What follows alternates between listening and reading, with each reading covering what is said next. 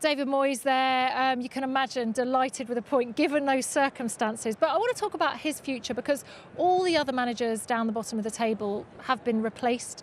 I think he deserves a bit for some of the loyalty he's given this club, but can you see him staying on long term at West Ham? I believe so, yeah. I think he's doing a good job. It's not an easy club to manage, West Ham. Why is that? Give us some more detail. It's not straightforward. It's not straightforward. It's just always a big expectation. Right. Certainly after last year as well. I mean, I remember at the start of the season, people talking about, yeah, we're going to get into the Champions League places, and that hasn't happened, hasn't materialised, and there's a hell of a lot of pressure. More pressure here, probably, I experienced, than any other club before, I think. I don't know nothing else.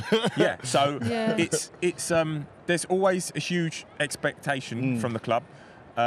And Moyes is perfect to deal with expectation. He's been at Manchester United, who've got perhaps the biggest expectation of any football club. But if you get rid of Moyes, who are you going to bring in? Exactly. That is the thing, and you do want that experience. And listen, they have got rid of Moyes once before. They've brought him back. They've gone to get him back again. I think they were a little bit of a knee-jerk reaction the first time, to be honest, getting rid of him. I know the players at the time were disappointed that he went, right? Yeah. You can't be too hasty in these sort of decisions. Look, we've had a good 2 years over at West Ham. Obviously, I've been involved with it. I'm in the academy, so I get to see things firsthand on what the spirit's like in the camp. I talk to the players, and I'm really involved. And I've seen how far Moyes has taken this team and brought the good times and the good feeling back to the club. So you have to respect that. As soon as you get a few bad games, you're at the bottom, you're lingering, everyone's going to be always criticising you. Everyone's going to say, oh, he's lost the magic touch, he's lost the changing room. Everyone's going to speculate. But it's only the players in that changing room that can change things around. And he definitely has to ride that negativity as well, the wave, because it comes and it goes. As long as you can stick in there and get past that, but football does have a way of humbling you as well. So sometimes you need to be humble so you can go back to the drawing board and then work hard again and just say, do you know what, we ain't going through that again, we need to look up again. So this might be a good time for him just to start looking up the table instead of down it. I mean, that did not look like a team of players who aren't playing for the manager. And that there has been some criticism in the past few months, I guess, that players aren't playing for him. It didn't look that way at all today, did it? No. I think that probably comes a little bit from Antonio, really, in terms of him sort of suggesting his drop-off, the results, and then him saying that he wants to leave or along those lines. Just, it's a bit of fuel to the fire, really. Yeah. And he was such a focal figure last year.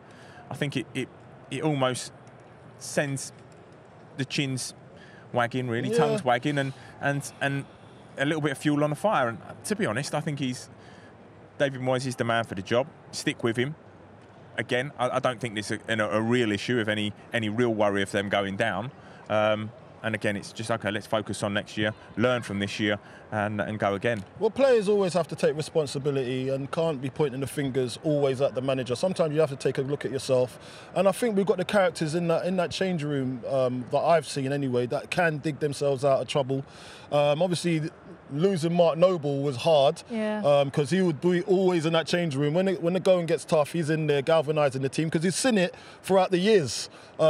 We've shared a changing room, you've shared a changing room. You know there's always been a certain character in the changing room that could, as soon as you start slipping, you could bring it back up and bring the standards back up. When you don't have that character no more, it takes a little bit of time to adjust. Obviously, Declan Rice is the captain now, and he's probably got a lot on his shoulders thinking about how do I galvanise this team? What would I do? What would the skipper do last season? What I can try and implement? And everyone's their own different person and different character. So it's a transitional period. There's been about 7 to 9 players actually joined this season as well. So everyone's just getting to know each other as well. And the same with Potter. Potter's got a whole brand new team. There's Chelsea fans out there that don't even recognise their team anymore. No, me included. It took a while. So it just takes time for it to get to that point where everybody trusts each other. And when there's so much changes in one season, it's a hard ask. But it's up to people to take responsibility in that change room to say, listen, we can't just put this down to the gaffer. We've got to take a look at ourselves. And I think that's what they're realising now.